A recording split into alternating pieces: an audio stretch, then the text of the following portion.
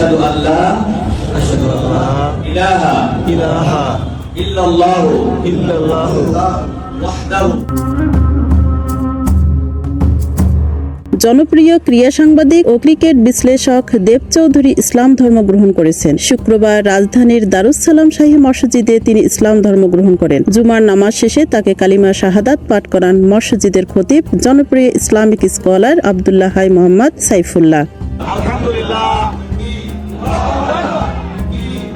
এ সময় উপস্থিত মুসল্লিরা তাকে ইসলামের ছায়াতলে স্বাগত জানান। অনেকেই তাকে আলিঙ্গন করেন এবং উপহার হিসাবে ফুল ও পোশাক দেন।